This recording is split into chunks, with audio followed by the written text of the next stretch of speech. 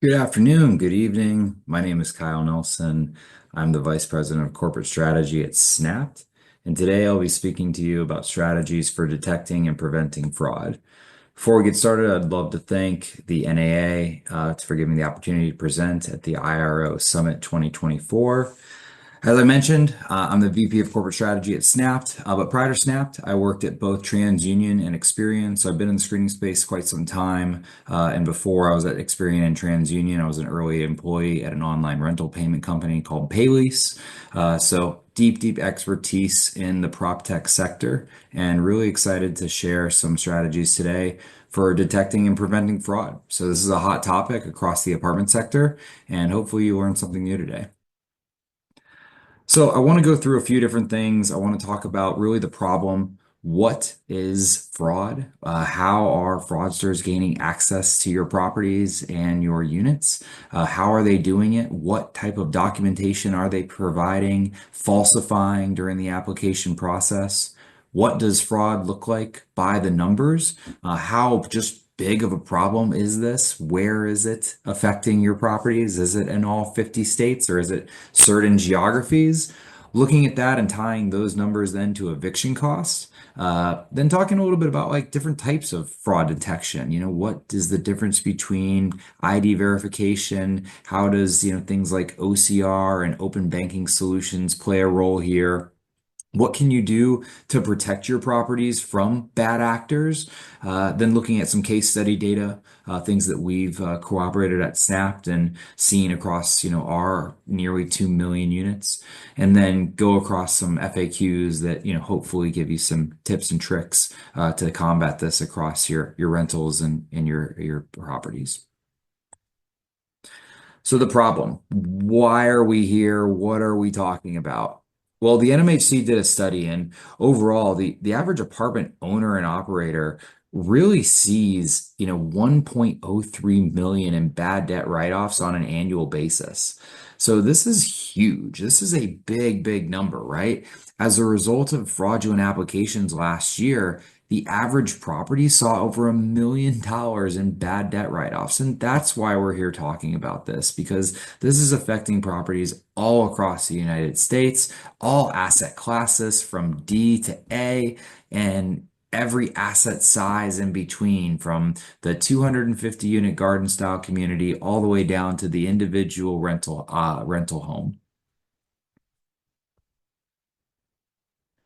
So, why has the fraud epidemic reached such a point of inflection here? What has happened? Well, we have a theory about, the pandemic and how that really catapulted fraudsters, into this new era of bad actors. Everything went online during, the pandemic, and unfortunately, it gave bad actors and first-party fraudsters the opportunity to hide behind a screen, and it made it that much easier for them to commit malicious activity, whether it was providing a fake identity, whether it was providing a fake bank statement or fake pay stub. It just made it that much more simple. And unfortunately, the technology to fight this type of instance hadn't caught up. Well, now it has.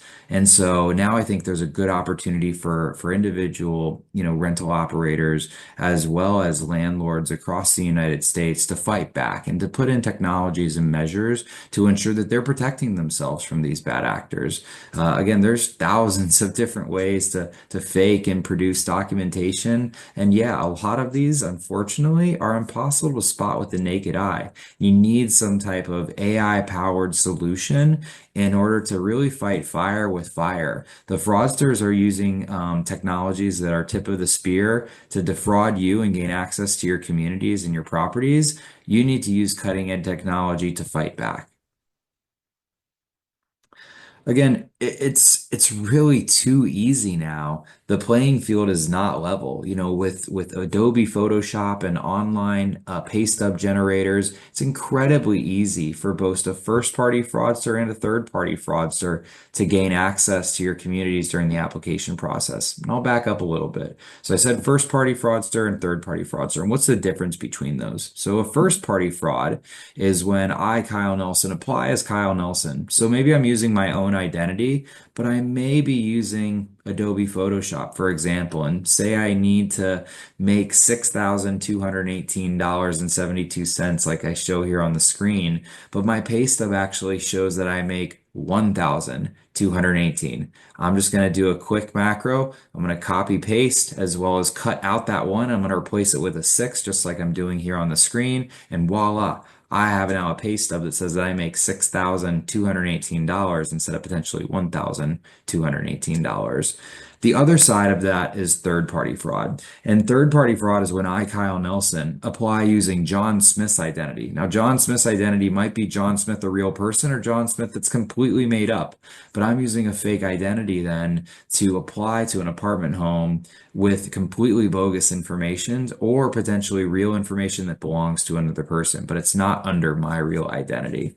And then there's also concepts like done for you documents, which is a total document package. That could just be a completely fictitious identity, a completely fictitious income document package, but it all correlates together really nicely. And for say 500 or $1,000, I, Kyle Nelson, can complete and pay for a complete package of documentation that's pay stubs, bank statements, passports, state ID cards, and all of this ties together, but it's all a fake identity and fake income documents for me to gain access and defraud a property.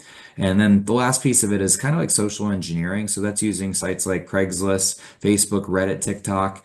And what it is it's showing vulnerable properties that may not have best in class screening practices, that may just require things like offer letters. And so that word gets out on forums like Reddit and Facebook.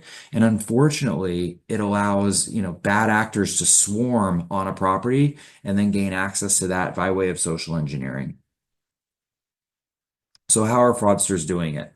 Well, there's really five different ways that they're gaining access to properties and defrauding landlords across the United States. So going through each of these five, right? Text insertion. That was the example I just gave with changing the one to a six, and then all of a sudden I make $6,218 instead of $1,218. It's using different tools like Adobe Photoshop and similar tools to really, you add text. Maybe I'm changing the name on a document. Maybe I'm changing the numeric values on a document.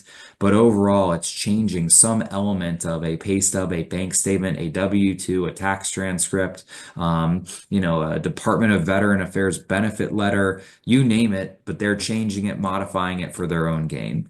The other is income document templates. And so income document templates are going to be, pay stub generators, online template farms where the applicant can simply fill in their name and whatever income value they want. And then they're saving those documents, they're printing them out, what have you. They're using them during the application process and ultimately defrauding a property. The third is identity theft. This is using a fictitious identity or someone else's identity to gain access to a property. The fourth is social engineering. Again, this is very scary. So this is where, fraudsters track properties and essentially then swarm on sites that may be more vulnerable than others. The fifth is the most malicious, and this is these done for you document templates, done for you document packages, my apologies, where, essentially it's providing a potentially like income, identity, pay stubs, bank statements, tax transcripts, and they all corroborate together. So the bank statement will be completely fictitious, but it will show the same deposits that are on the pay stubs that they're also being fabricated for you. And for $500 or $1,000, an applicant can purchase one of these done for you document packages and then use them on your properties. So fraud by the numbers. Let's go through some numbers here. I really want to draw attention to the two numbers on either side of the screen. So I think these are most important and most prevalent. So 1 in 10 income documents that we found at Snappt submitted were fake. And this was just through the course of last year.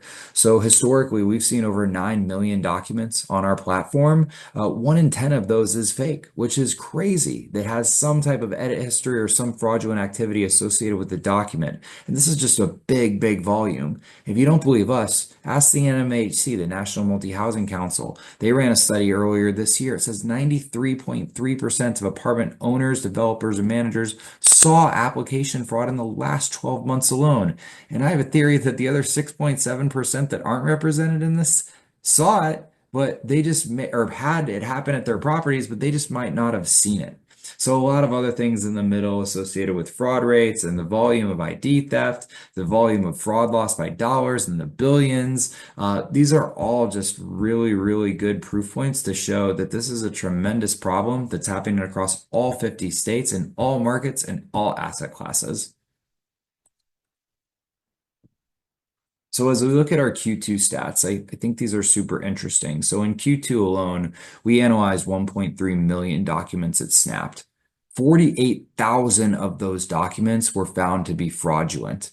That was an average fraud rate of 5.7%. And as we look at the highest individual cities with fraud, these are cities like San Francisco, Ridgeland, Mississippi, Southfield, Michigan, Stonecrest, Georgia, 29%, nearly 30% of all applications contain some form of fraud in them, which is just a staggering, staggering amount. And as we look towards the eviction dollars saved, $158 million in eviction loss that was stopped at the door. Once these fraudsters get on your properties, it is going to result in bad debt or eviction. And that's not to scare you. There's just no way to get them out once they get keys. The only way to stop them is during the application process by combating it. And again, fighting fire with fire. If they're using AI or some type of sophisticated technology to create and fabricate documents, you need to use just as sophisticated of a tool to detect and catch that. And as we look at the top 10 major metro areas, this is to show you that it's not just certain areas of Michigan or Georgia where this is happening. It's happening in Texas. It's happening in Nevada. It's happening in Charlotte, North Carolina, Miami, Florida, Phoenix, Arizona. And if we were to extrapolate this list to cities 11 through 20, I guarantee you we would see areas such as New York, New Jersey, Pennsylvania, Chicago, Illinois, things of that nature. So this is happening again across the United States. And I'll be honest, is it happening in certain markets more than others? Yeah, potentially. We see a lot of fraud in the Sun Belt, for example. Areas like South Carolina, Georgia, Florida, Texas, that those markets are going to have higher fraud rates versus markets, maybe in the breadbasket of the country, like Montana, North Dakota, South Dakota. There is a correlation, we believe, to fraud and the volume of new lease ups that come on the market, as well as just overall rental density and, population movement. So we see a lot of people moving in the Sun Belt right now. There's a lot of activity there. It's not as prominent in the upper Midwest. And so, yeah. That's to say that, we do see, significant like double-digit fraud rates in markets like Arlington, Texas, where we may not see those same numbers in areas such as Fargo, North Dakota. That said, we're active in all 50 states, and we don't have one state that has a 0.0% fraud rate, unfortunately. So what does this mean in terms of eviction costs?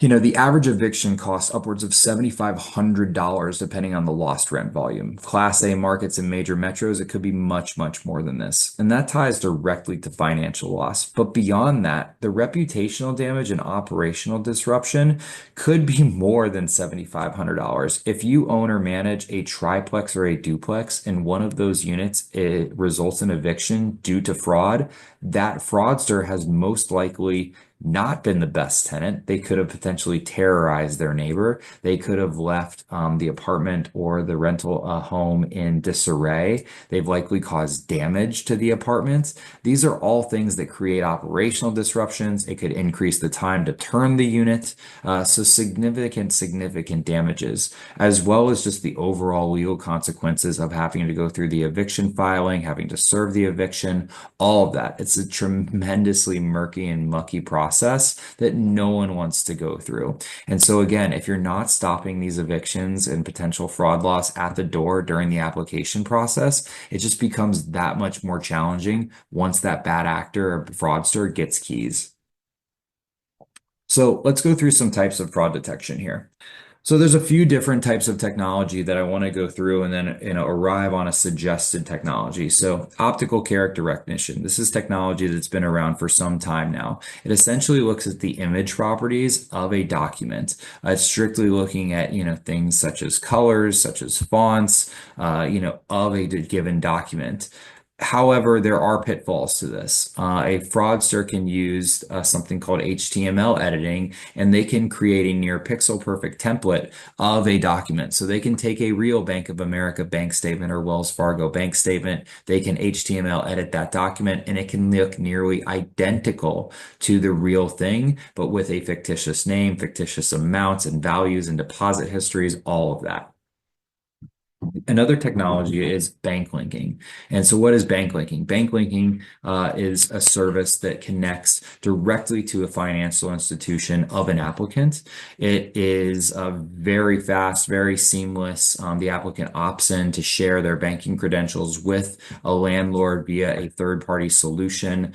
The problem with open banking is that bank account linking cannot be required during the application process. And essentially, it does just result in lower utilization, as well as if the fraudster still has the intent to defraud you, they will still just provide documents such as pay stubs or bank statements. They won't credential themselves via their banking credentials. Another technology out there is employment database. These are often provided by some of the credit bureaus. This is where the payroll company reports income figures directly to a database, such as, it could be ADP, it could be Paylocity, it could be Paychecks, and they're on a monthly basis reporting all of their data into a database of sorts. The problem or pitfall with this is not all applicants will be represented in this database, unfortunately, and it will result in manual income verification still having to occur again by way of documents, whether that's pay stubs or bank statements. So you can see where I'm going with this. So really, you have to protect against the, lowest or highest common denominator, however you look at it. And that's essentially having some type of, metadata reading technology that can take a document in and it can analyze not just the image properties on a document, but all of the data associated with the back end of the file. It's looking at edit history of the document. It's looking at the creation date of the document. It's the certificate of assignment. Where is the document coming from?